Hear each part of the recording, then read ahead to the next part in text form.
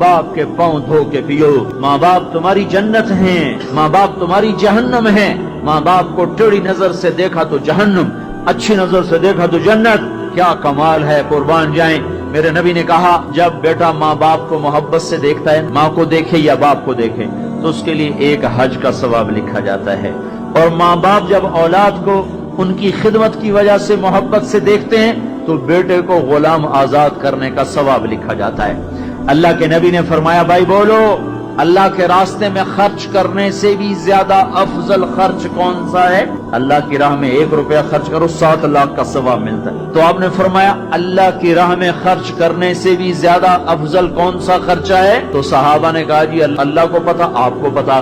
تو آپ نے فرمایا بیٹے کا ماں باپ پہ خرچ کرنا اللہ کی راہ میں خرچ کرنے سے زیادہ افضل ہے. اب میرے تو مر گئے، تمہارے زندہ ہیں تو کچھ کر لو، مر گئے تو بس پھر ہاتھ ہی ملتے رہ جاؤ گے. پر وہ بھی اب کسی کو توفیق نہیں ہوتی کہ کوئی افسوس اور غم ہو کہ کتنی بڑی دولت سے میں محروم ہو گیا. آپ جنت میں تشریف لے گئے تو قرآن کی تلاوت سنی. آپ نے کہا یہ کون تلاوت کر رہا ہے؟ کہا جی نعمان بن حارثہ. نعمان بن حارثہ تو مدینے میں بیٹھا ہوا ہے اور اس کی تلاوت جنت میں کیسے جا رہی ہے؟ کہا جی ماں کا فرما بردار ہے، اس کی وجہ سے اس کی تلاوت جنت میں بھی آتی ہے. کہ تم نے اتنے لاؤڈ سپیکر لگائے ہوئے ہیں پھر بھی لوگوں کو پوری طرح باہر والوں کو سنائی نہیں دیتا ہوگا، اور نعمان اپنے گھر میں بیٹھ کے تلاوت کرتا اور آواز جنت تک جاتی ہے. کیا چیز لے گئی؟ نہ جہاد، نہ تبلیغ، نہ نماز، نہ صدقہ، نہ تہجد، نہ علم، نہ حدیث، نہ تفسیر، نہ کیا چیز لے گئی؟ ماں کی خدمت نے آواز کو جنت تک پہنچا دیا. کیسی خدمت کرتے تھے؟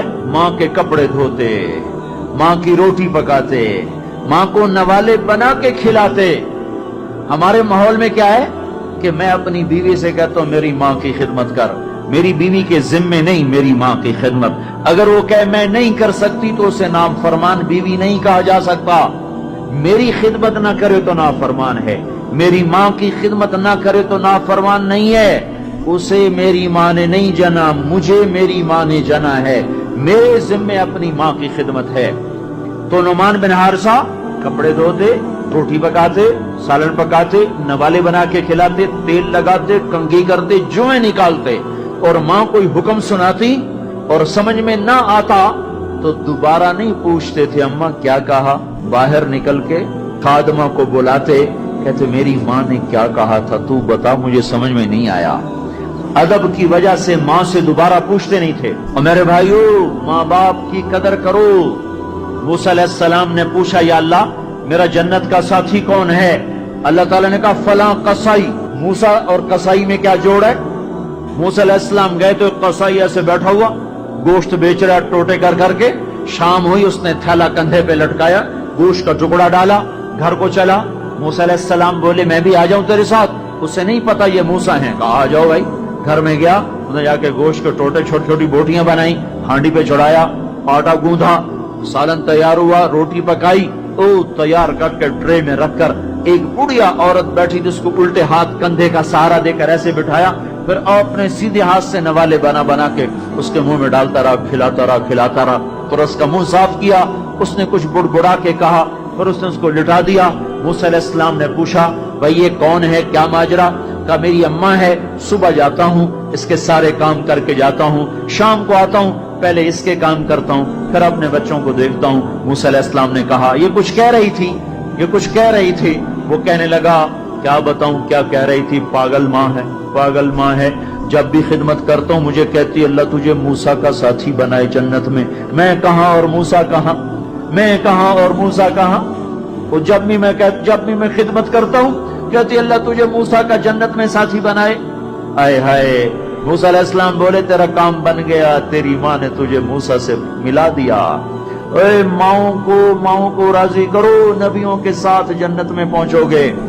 ہائے میرے نبی سے پوچھا گیا تھا قیامت کب آئے گی تو آپ نے یہ نہیں کہا تھا جب زنا زیادہ ہوگا، جب قتل زیادہ ہوگا، جب پتھروں کی پوجا ہوگی تو قیامت آئے گی. میرے نبی نے فرمایا تھا جب اولادیں ماں باپ کو ذلیل و رسوا کریں گی اس وقت قیامت آئے گی.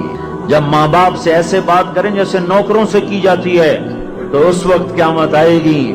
جب ماں ڈر رہی ہو کہ میرا بیٹا کہیں بدتمیزی سے مجھ سے بات نہ کرے، جب باپ ڈر رہا ہو کہ کہیں میرا گریبان نہ پکڑ لے تو سمجھو قیامت آ گئی۔ اور اللہ کے نبی نے فرمایا جس نے ماں باپ کو ستایا اس پہ اللہ کی لعنت، فرشتوں کی لعنت، زمین آسمان کی لعنت، نہ نماز قبول ہے، نہ روزہ قبول ہے، نہ حج و زکوٰۃ قبول ہے۔ ہائے ہائے، میں ایک شہر میں گیا، ایک نوجوان میرے پاس آیا کہ میرے باپ نے میرے اوپر زیادتی کی ہے، میری سناؤ۔ سنتے سنتے پتہ چلا کہ اس نے اپنے باپ کے خلاف عدالت میں کیس کیے ہوئے ہیں۔ میں نے کہا بیٹا تو جلدی سے چلا جا، تو شکر کر تیرے اوپر آسمان نہیں ٹوٹا، زمین نے تجھے نہیں نگلا، تیرے اوپر کوئی آگ کا کوڑا نہیں برسا، اور اللہ نے ابھی تک تجھے درگزر کا معاملہ کیا ہوا ہے۔ تو بیٹا ہو کر باپ کے خلاف کیس کر رہا ہے، صرف تو نہیں رگڑا جائے گا، وہ وکیل بھی رگڑا گیا جس نے تیرا کیس تیار کیا، اور وہ گواہ بھی رگڑے گئے جنہوں نے گواہی دی۔ ارے ظالم، بیٹا ہو کر باپ کے خلاف تو کیس کرتا ہے؟ تو میرے بھائیو، اپنے ماں باپ کی خدمت کر کے جنت لے لو، جنت بنا لو، یہ جہان بھی سنورے گا، اگلا جہان بھی سنورے گا۔ ایک نوجوان تھے، ان کا نام ہے کلاب، وہ گئے اللہ کے راستے میں، ماں باپ تھے بوڑھے ضعیف، ہاتھ بھی کامتے تھے، تو ان کے باپ نے کہا بیٹا جب تو بچہ تھا ہم نے تجھے پالا، جب ہمارے ہاتھ کانپنے لگے نہ تیری ماں مجھے گلاس پکڑا سکے نہ میں خود پی سکوں، تو ہمیں چھوڑ کے چلا گیا۔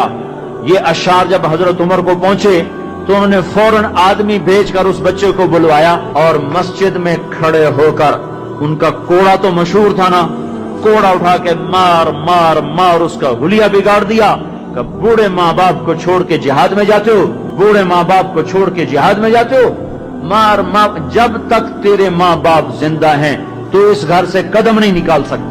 اور میرے بھائیو، آج کل ماں باپ بڑے رسوا ہو رہے ہیں، آج کل ماؤں کی بڑی ناقدری ہو رہی ہے، باپ کی بڑی ناقدری ہو رہی ہے۔ اکثر نوجوان بیٹھے ہوئے مجھے نظر آ رہے ہیں، میں تمہیں اللہ رسول کی محبت کا واسطہ دیتا ہوں، میں تمہیں اللہ کا واسطہ دیتا ہوں کہ اپنی ماؤں کو، اپنے باپ کو راضی کرو۔ ہاں، نافرمانی کی بات کہیں، ماننا نہیں، گستاخی بھی نہیں کرنی۔ پچھلے سفر میں ایک نوجوان آیا، کہا جی داڑھی رکھتا ہوں، ماں بھی کہتی شیو کراؤ، باپ بھی کہتا ہے شیو کراؤ۔ میں نے کہا نہیں نہیں نہیں نہیں نہیں، بالکل نہیں اطاعت کرنی اس میں ماں باپ کی، لیکن گستاخی پھر بھی نہیں کرنی، گستاخی بھی نہیں کرنی، اطاعت بھی نہیں کرنی۔